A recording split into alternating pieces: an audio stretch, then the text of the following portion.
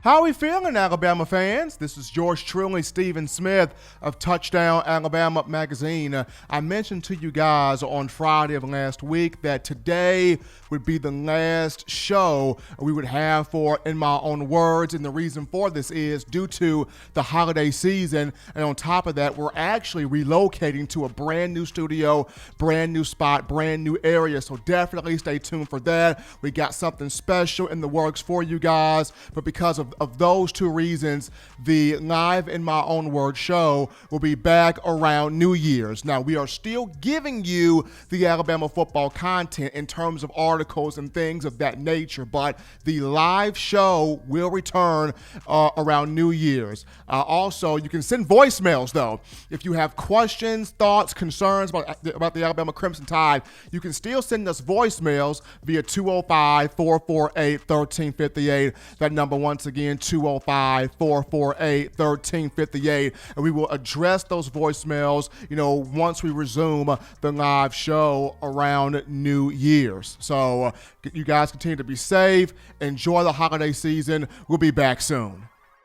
We are in the week of Christmas, and one of the things you as Alabama fans wanted was a fun, entertaining, thrilling SEC championship game. Well, folks, you got exactly what you asked for on last week. What a football game that was. Nick Saban and the Crimson Tide getting the 52-46 victory over Florida. The Crimson Tide earning its 28th conference title in program history, championship number 7 of the Nick Saban era. The Crimson Tide punching in that ticket to the college football playoff as the number 1 seed. We're rocking and rolling here on the hottest show on the streets, number 1 form for Crimson Tide football news. That being In My Own Words with yours truly, Stephen Smith of Touchdown Alabama Magazine. And we're going to dive right into the first topic of conversation right now, ladies and gentlemen, on the show. And that first topic is, despite all the good that happened in the matchup for Alabama, Crimson Tide getting the win, the offense being sensational, it's 3 Heisman Trophy catalysts, Devontae Smith, Mac Jones, Najee Harris, all having strong performances. Even the defense doing some good things despite giving up 46 points. There was one negative in this matchup, and that goes to an injury to Landon Dickerson, the heart and soul of his offensive line, the anchor up front, the toughness, the meanness, the physicality, the leader of an offensive unit that is one of 3 finalists for the Joe Moore Award. Landon Dickerson suffering a knee injury in the second half of the title game. A cart had to be brought out onto the field. He hobbled onto the cart, and when the injury happened, because one of the Florida defensive players took a shot there at Dickerson's knee, and you want to talk about a player that is beloved by his teammates. The whole bench cleared when Dickerson got hit, including Ben Davis. Like, Ben Davis ran on the field like, where my head up, man, bro. Like, Dickerson, like, who did this to you, Dickerson? Who did this to you? Dickerson's like, I'm good for teams. Like, nah, forget that, Landon. They came at you. They coming after all of us. Like, you can tell the love that this team has for its center on the offensive line. And even though Alabama has had a lot of great centers to come through the program, when you discuss Antoine Caldwell and Barrett Jones and William Vlahos and Ryan Kelly and Bradley Bozeman, so many guys, but Dickerson, despite the fact that he was a graduate transfer from Florida State, the fact that he came in, learned the offense so quickly, jailed so quickly, and is that type of intense leader, he is one of the best to have ever come through this program. His teammates named him a permanent team captain at Alabama's annual awards banquet on Sunday. He was also awarded with the Iron Man honor. Like, Dickerson means so much to the team. Landon Dickerson means a lot to this team, and With him out for the college football playoff, the MRI came back on his knee.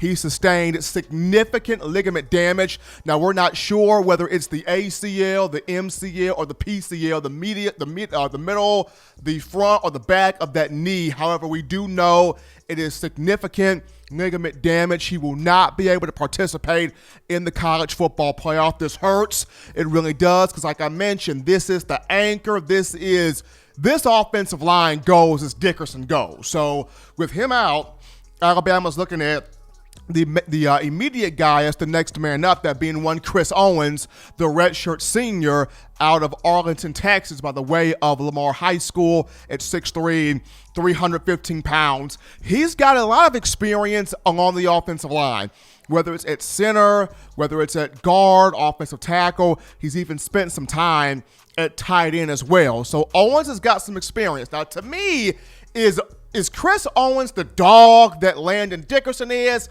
Not necessarily, but when you look at Nick Saban, to me, though he comes from the Bill Belichick coaching tree, there are times I feel like he carries a Sean Payton mindset for the New Orleans Saints. Now, what do I mean by that? What I mean by that is, you remember when Drew Brees got hurt and he had 11 broken ribs and a collapsed lung. Like, Drew Brees was in bad shape at one point in time this season. And a lot of fans of the Saints and media pundits were saying to Sean Payton, you might need to start Jameis Winston. He's the better quarterback. He's the more natural quarterback between he and Taysom Hill. But Sean Payton's like, look, this is my team. I'm the Super Bowl championship head coach. I know what I'm doing. I'm not trying to win a Super Bowl without Drew Brees. I'm just trying to get through 3 to 4 games. I can get through 3 to 4 games without Drew Brees. Then when Drew comes back, we're off and rolling again. So Sean Payton made the move to Taysom Hill. They won 3 to 4 games. Could have won 5 if not for a loss to the Eagles and Jalen Hurts at quarterback, but you get my picture. Sean Payton was like, hey, we're not trying to win a Super Bowl without Drew. We're just trying to get through these next 3 to 4 games until Brees comes back. So it's the same reason here where Nick Saban is concerned. Nick is saying, give me the guy that gives us the best chance with his experience to win the next 2 games here. The semifinal matchup on New Year's Day in the Rose Bowl at AT&T Stadium in Arlington, Texas against Notre Dame, and a guy that can get us the win against, whoever comes out of the Ohio State-Clemson matchup in the national championship game. So to me, I feel like Nick Saban is going to go with Chris Owens to handle all of this. Now, if I had my choice on who I would want to start at center, I would go at Dorian Darlington. Now, Alabama's got Dorian Darlington and Emil Ekiyor Jr. Both of these 2 young men can play the center position. Both of these 2 very talented. They have extremely high upsides, high ceiling, big potential for both guys. But if this was me, I would roll the dice on Dorian Darlington. The reason why, at 6'3", 300 pounds, the young man from Maryland who came in the 2019 class as a 4-star, he kind of carries the nastiness that Dickerson has. I remember when Darlington entered the Arkansas game prior to the SEC championship matchup and filling in for Dickerson in the second half. Darlington came in, was nasty, mean, physical, got to the second level, sprung a lot of those run plays in that matchup in the second half against the Razorbacks. And it's not like he's green behind the ears. It's not like he's inexperienced. Now, Dorian Darlington played in 7 games last year, logged 69 snaps as a center. He's played in 5 games this year. So the young man's got experience. And not only is Darlington, not only does he have the meanness of Dickerson, but he's also got just the natural feel for playing the position. He reminds me of a young Antoine Caldwell that was at Alabama. And Caldwell was a beast. He was a dog. He was big time for the Crimson Tide. So Darlington kind of has that type of intensity, that type of play, those types of tools that he brings to the table. Now, once again, I feel like the Crimson Tide, more than likely, they're going to go with Chris Owens as the immediate next man up. But if I had my option, I would go with Dorian Darlington, Emil Ekiyor Jr., a strong player as well in terms of the center position. But Landon Dickerson will be cheering for the team.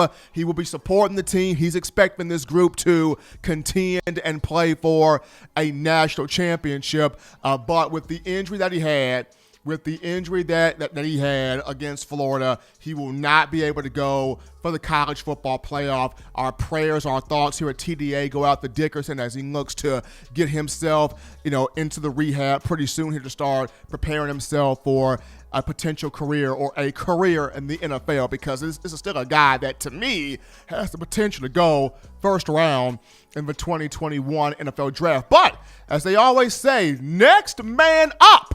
And that next man up is CO Chris Owens, out of the way of Arlington, Texas, the red shirt senior. Thank you for watching Touchdown Alabama Magazine's YouTube channel. To continue to get the best in Alabama football content, subscribe here and turn on your notifications to stay connected with the hottest shows covering your Crimson Tide.